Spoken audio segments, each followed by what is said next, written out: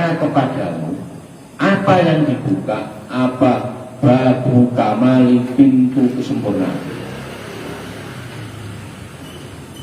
Lau futiha, ketika dibuka laka kepadamu, apa yang dibuka? Apa? Babu kamali, pintu kesempurnaan.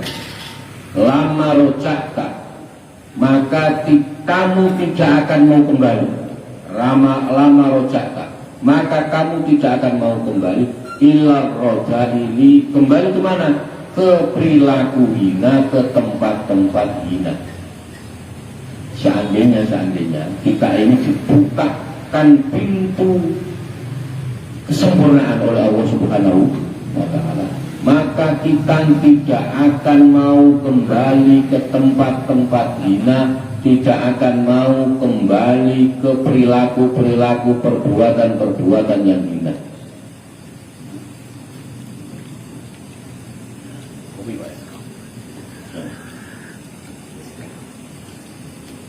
Lau futiha lakal babu kamali ila rojak, ila lima lama rojakka ila rojak. Jadi kalau Allah itu sudah membukakan pintu kesempurnaan, Anda tidak akan kembali melakukan sesuatu hal-hal yang hina. Kenapa kok kita sekarang masih kadang STMJ? Ya karena kita belum dibukakan pintu kesempurnaan oleh Allah Subhanahu wa Ta'ala.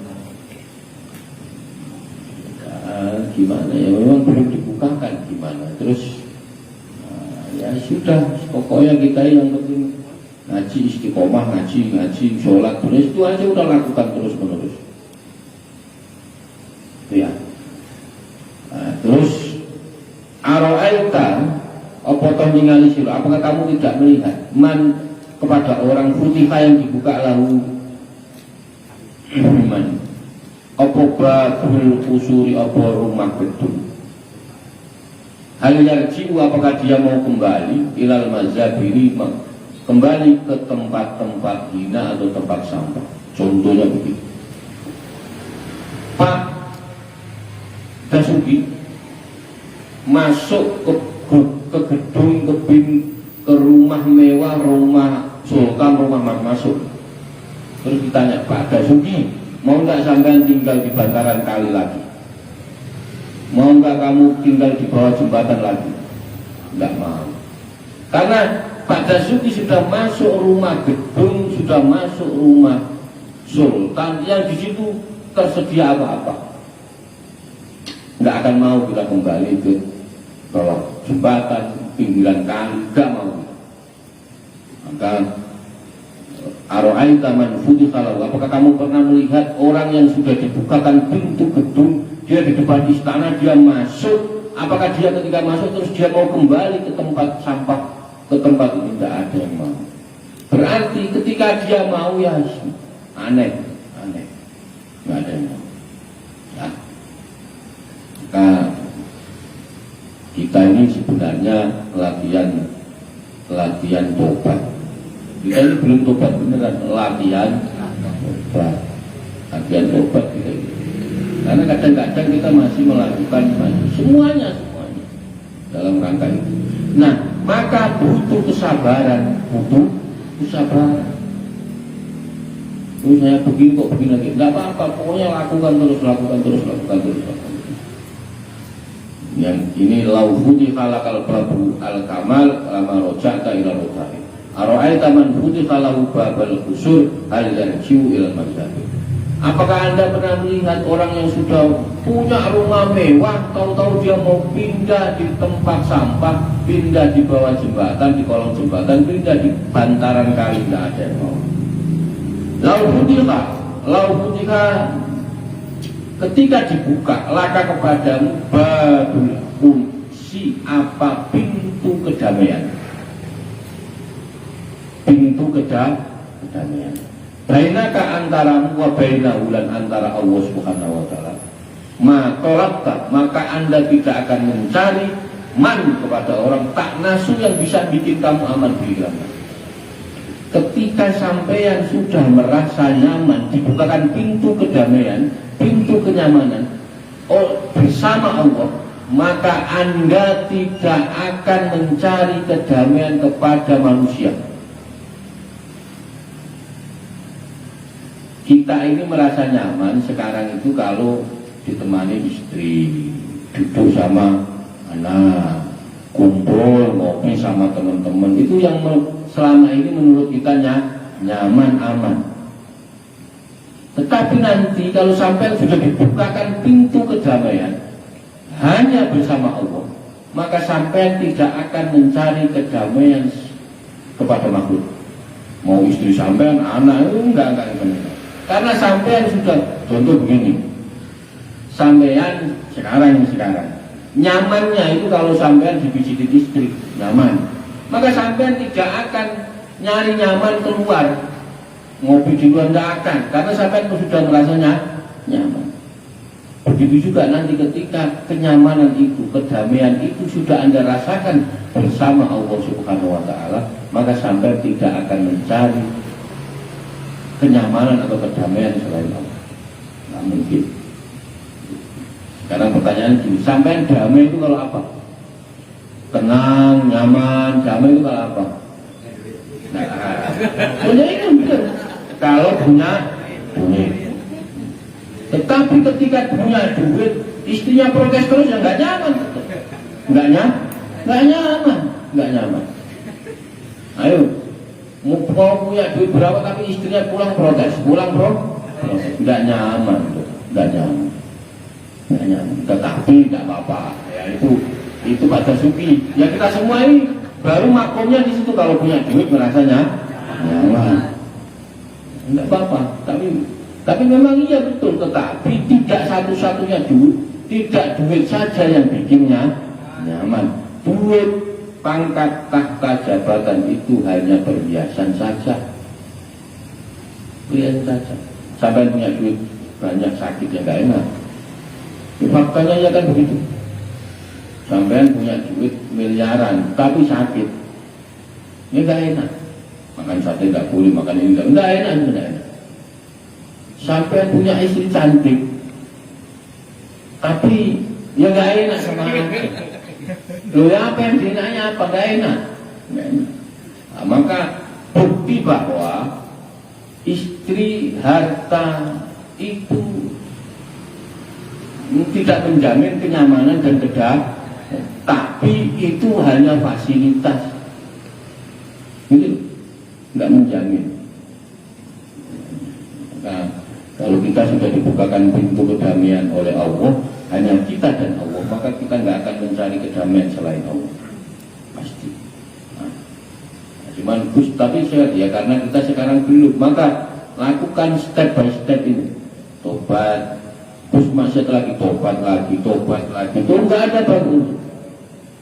Terus istiqomahkan terus. Jadi sebenarnya begini, ada kata-kata bagus tapi gini. Saya pernah gini. Sebenarnya kita ini tidak punya kebiasaan. Kita ini sebenarnya tidak punya masa depan. Terus gimana orang nggak? Sebenarnya masa depan kita adalah kebiasaan kita yang Anda lakukan karena terbiasa. Nah itu masa depan. Kebiasaan yang kita lakukan itulah masa depan kita. Apa saja? Cek dari awal ya, dari bayi kita lahir, kebiasaan sampai buku saya ini kerjanya sekarang di sini, kebiasaan cek lah, ada kebiasaan yang ada hubungannya dengan sekarang ini. Buku saya ini bagian kelas sedikit dulu pernah belajar urusan itu. Buku saya ini sekarang karena ada kebiasaan, karena kebiasaan itu, maka itulah sebenarnya masa depan kita. Maka sekarang biasakan melakukan yang baik-baik, biasakan melakukan kebaikan. Nanti juga imbasnya pasti ada. Lakukan kebaikan lupakan, lupakan. Pokoknya lakukan kebaikan lupakan. Jangan lakukan itu dicatat. Saya udah madib musyawarah. Saya sedekah 5.000 dicatat. Wah itu namanya madib musyawarah. Nanti total ketemu nang Karnangger total. Ini saya bukunya. Pokoknya sampai melakukan kebaikan terus lupa, melakukan kebaikan terus lupa.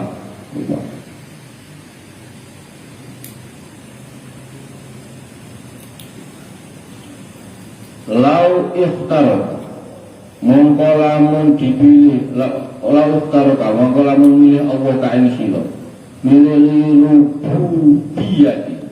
Ketika Allah memilihmu untuk lirububiyati, ini sampean pokoknya dengerin aja, lirububiyati, masuk wilayah ketuhanan.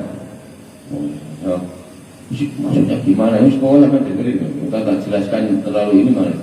Masuk maka kamu tidak akan memutus anhu kepada Allah. Kalau kita sudah merasakan Allah sudah membukakan, sudah memilih kita untuk masuk ke dalam wilayah ketuhanan, maka kita nggak akan putus, nggak akan mau berpisah. Contoh dulu Muhyiddin awal-awal pengantin baru pasti nggak mau pisah, nggak mau, karena sudah ketemu cinta,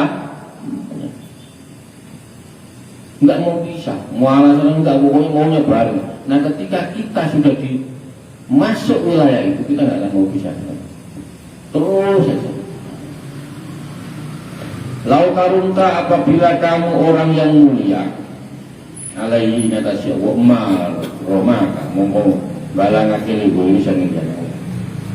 Ketika apabila kamu termasuk orang yang mulia, tentu kamu tidak akan menyerahkan kemuliaanmu pada selain Allah. Kalau memang Anda mulia, pasti muliamu ini Anda kasihkan kepada Allah.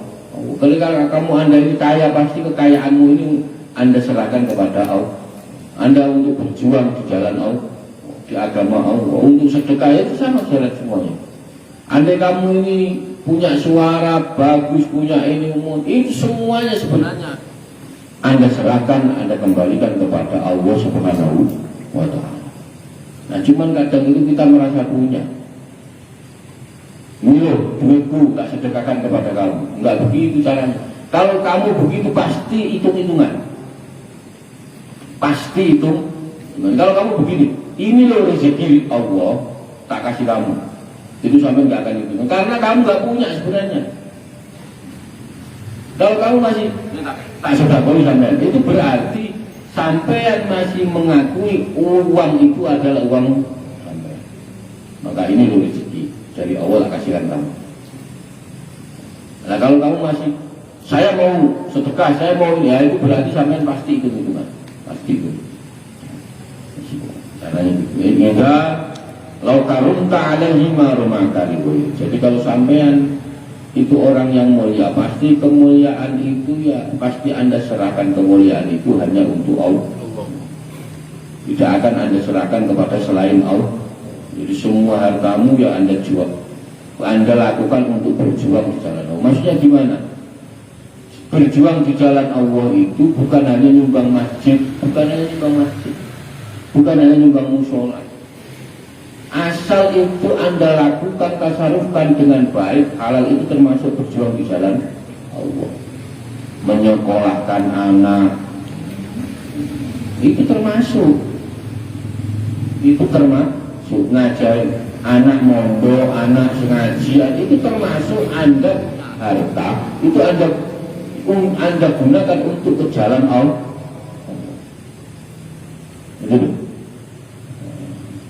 Ini sama, tidak ada beda.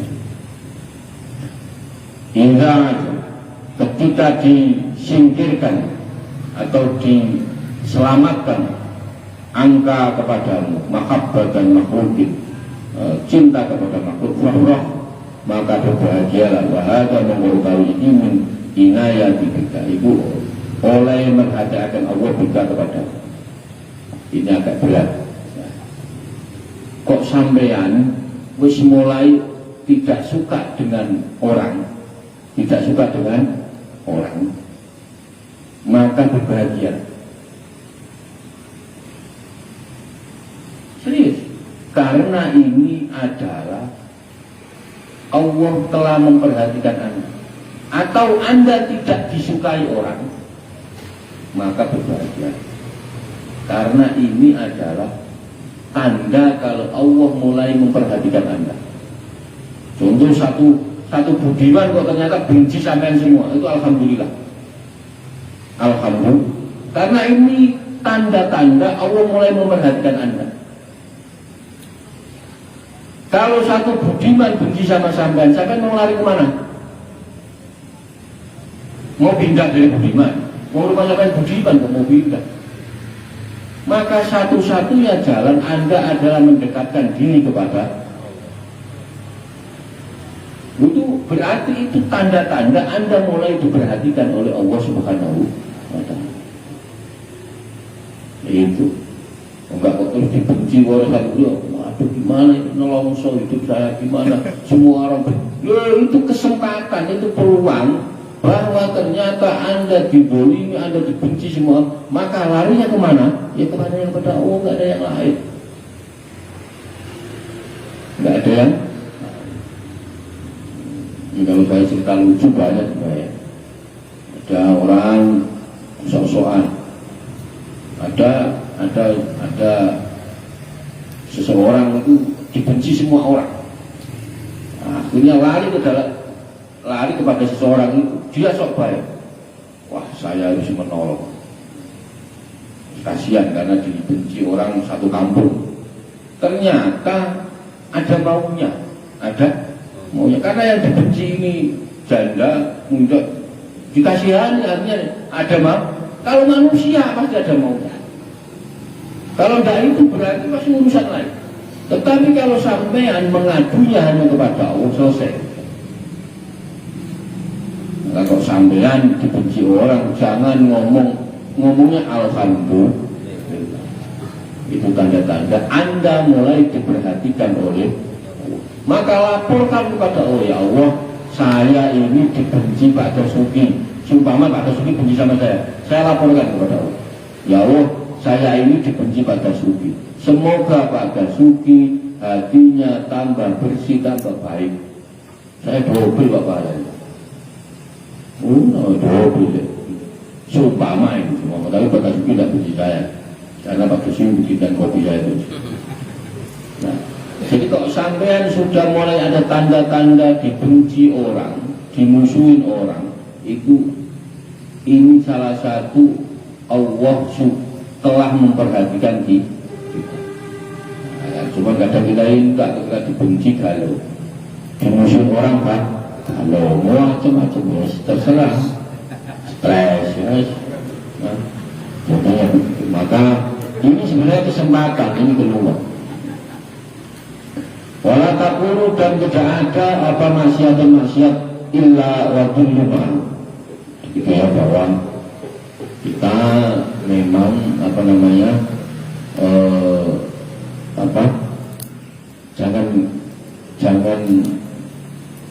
minder, jangan merasa bersalah. Kalau sampai benar, bismillah, lakukan jalan. Nah, kecuali kalau sampai salah kok pede, ya itu aneh. Kalau salah kok pede, udah salah kok pede. Maka kita jangan sampai menganggap diri kita yang paling benar. Juga kita juga nggak boleh kita merasa bersalah, paling bersalah, jangan. Ini pokoknya biasa-biasa aja. Maka sifat tawadu itu akan muncul. Kalau sampai merasa benar terus ya masalah, merasa salah terus ya masalah. Karena buktinya sampai pasti itu pernah benar. Nah, faktanya kita pasti pernah melakukan kebenaran. Jam 9, jadi jam 8. Wala taqulu, dan tidak ada apa yang tidak ada maksiat illa wa dzulm. Tidak ada maksiat illa wa dzulm kecuali kehinaan. Tidak ada namanya maksiat itu pasti hina. Carikan saya mana maksiat yang tidak hina. Contoh, ada menteri top apa enggak? Oh, ada bupati top. Wah, ini bupati top. Tapi kalau dia sudah melakukan maksiat, dia korupsi walaupun 1 rupiah, jeblok. pasti hina. Ya benar. Sebelumnya dipuji-puji orang, oh ini bupati top, kepala desa top. Tapi ketika dia melakukan maksiat, dia korupsi, hina, otomatis. Apakah sihi wa yu'izzuka? Ya, apakah orang yang bermaksiat itu dimuliakan oleh Allah? Tidak mungkin. Tidak mungkin. Tidak. Kalla faqad rabbata. Kalla tentu tidak. Kalla itu tentu tidak begitu.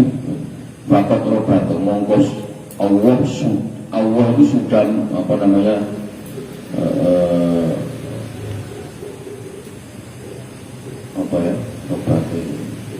Menyambungkan ya. Al-izza apa kemuliaan ma'at ta'ati bersama toh.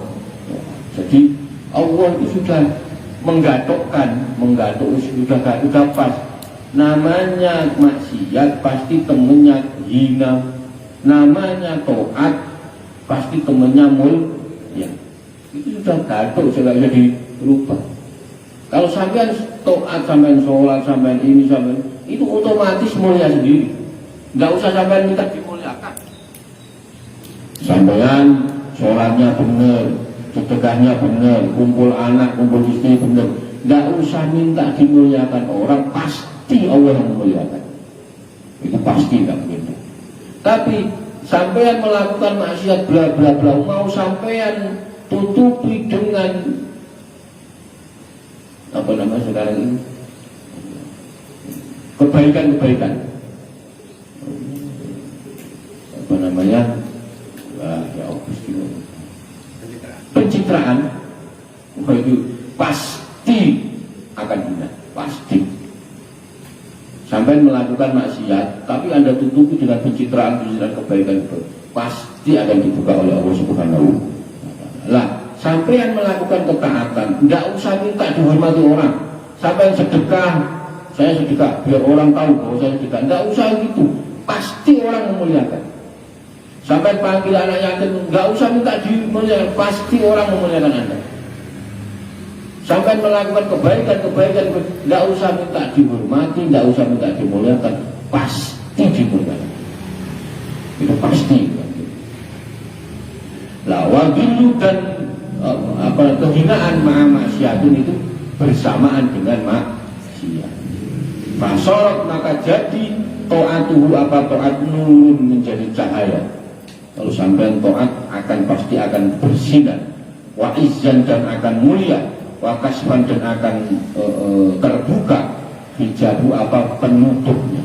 Kalau sampean ini to'at setelah Anda to'at maka akan Anda mendapat cahaya.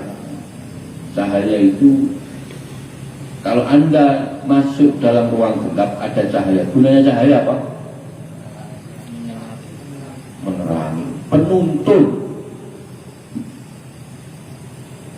Menuntun, cahaya ini menuntun. Anda kalau menerangi lah di sini doang.